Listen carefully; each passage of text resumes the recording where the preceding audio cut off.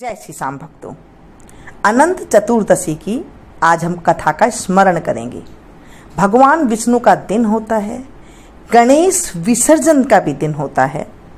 इस दिन भगवान की पूजा करने वाले भगवान विष्णु का पूरा दिन ध्यान करते हैं। भाद्रपद माह की शुक्ल पक्ष की चतुर्दशी भगवान अनंत का व्रत रखकर मनाई जाती है। इस व्रत के नाम से लक्षित होता है कि यह दिन उस अंत न होने वाले सृष्टि के कर्ता विष्णु की भक्ति का दिन है। विष्णु कृष्ण रूप है और शेष नाग काल रूप में विद्यमान है, अतः दोनों की सम्मिलित पूजा होती है। स्नान करके कलश की स्थापना की जाती है। कलश पर अष्टदल कमल के समान बने बर्तन में कुशास से निर्मित अनंत भगवान की स्थापना की जाती है। उसके समीप 14 गांठ लगाकर हल्दी से रंगे कच्चे डोरे को रखें और गंध अक्षत पुष्प धूप दीप नैवेद्य से पूजन करें। तत्पश्चात अनंत भगवान का ध्यान कर शुद्ध अनंत को अपनी दाईं भुजा बांधना चाहिए। यह धागा अनंत फल देने वाला होता है। अनंत की 14 गांठें 14 लोकों की प्रतीक है, उनमें अनंत भगवान विद्यमान है। बोलिए विष्णु भगवान की जय। अनंत चतुर्दशी की कथा। एक बार महाराज युधिष्ठिर ने राजसूय यज्ञ किया। यज्ञ मंडप का निर्माण सुंदर तो था ही, अद्भुत भी था। उसमें स्थल में जल और जल में स्थल की भ्रांति होती थी। यज्ञ मंडप की शोभा निहारते निहारते दुर्योधन एक जगह को स्थल समझकर कुंड में जा गिरा। द्रौपदी ने उसका उपहास उड़ाते हुआ कहा कि अंधे की संतान भी अंधी है। यह बात उसके हृदय में बाण की तरह चुभ गई। उसने कुछ दिनों बाद इसका बदला लेने के लिए पांडवों को हस्तिनापुर बुलाकर दुत्त कीड़ा के में छल से परास्त किया। परास्त होकर पांडवों को 12 वर्ष का वनवास भोगना पड़ा। वन में रहते हुए पांडवों को अनेक कष्टों की सहना पड़ा। कष्टों को एक दिन वन में युधिष्ठिर से मिलने भगवान श्री कृष्ण आए। युधिष्ठिर ने उनसे सब वृत्तांत कह सुनाया और उसे दूर करने का उपाय पूछा।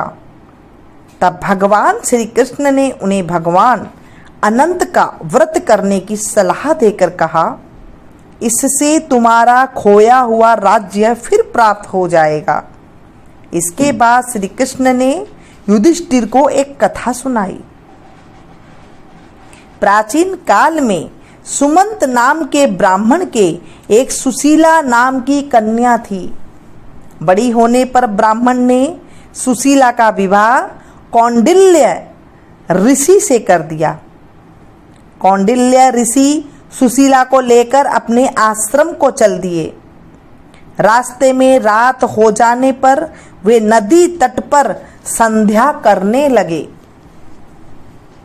सुशीला ने वहां पर बहुत सी स्त्रियों को किसी देवता की पूजा करते देखा। सुशीला के पूछने पर उन्होंने विधि पूर्वक अनंत व्रत की महत्ता समझा दी।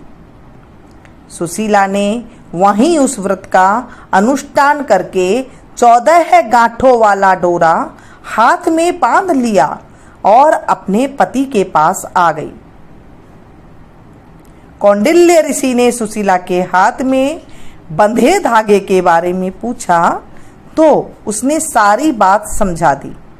कौंडिल्य सुशीला की बातों से अप्रसन्न हो गए और उसके हाथों में बंधे डोरे को अग्नि में डाल दिया। यह अनंत भगवान का अपमान था। कौंडिल्य ऋषि की सुख संपत्ति भी नष्ट हो गई। सुशीला ने इसका कारण डोरे की जलने की बात दोहराई। पश्चाताप करते हुए ऋषि भगवान अनंत की खोज में वन में चले गए। जब वे भटकते भटकते निराश होकर गिर पड़े और बेहोश हो गए, तब भगवान अनंत दर्शन देकर बोले, हे कौंडिल्य, मेरे अपमान के कारण ही तुम्हारे ऊपर यह मुसीबतों का पहाड़ टूटा है। तुम्हारे पश्चाताप के कारण मैं प्रसन्न हूँ। आश्रम जाकर 14 वर्ष तक विधि विधान पूर्वक अनंत व्रत करो, तुम्हारे सारे कष्ट दूर हो जाएंगे। कौंडिल्य ने वैसा ही किया, उन्हें सारे कष्टों से मुक्ति मिल गई। श्री कृष्ण की आज्ञा मानकर युधिष्ठिर ने अनंत भगवान का व्रत किया, जिसके प्रभाव से पांडवों को महाभारत युद्ध में विजय प्राप्त हुई। बोलिए विष्णु भगवान की जय, कृष्ण कन्हैया लाल की जय। अनंत चतुर्दशी के दिन अगर 14 धागा का गांठ हाथ में बांध लिया जाए तो विजय की प्राप्ति होती है। आजकल तो ये बाजारों में भी उपलब्ध है। इस दिन जिन्होंने गणेश जी विराजमान किए हुए हैं, वो गणेश जी का विसर्जन भी आज के दिन ही करते हैं। ये आज हमने सुनी अनंत भगवान की कथा। हे अनंत भगवान, इस कथा को जो पढ़े, सुने, सुनाए, हुंकारा भरे, उनकी भी सारी मनोकामना आप पूरी करना और सबकी दुख दारिद्र दूर करना। बोलिए विष्णु भगवान की जय। शांताकारं भुजगशयनं पद्मनाभं सुरेशं विश्वाधारं गगनसदृशं मेघवर्णं शुभांगं लक्ष्मीकान्तं कमलनयनं योगविद्यारनगम्यं वन्दे विष्णुभवहरं सर्वलोकैकनाथं। मंगलम भगवान विष्णु मंगलम गरुड़ध्वज मंगलम पुंडरीकाक्ष मंगलाय तनोहरि।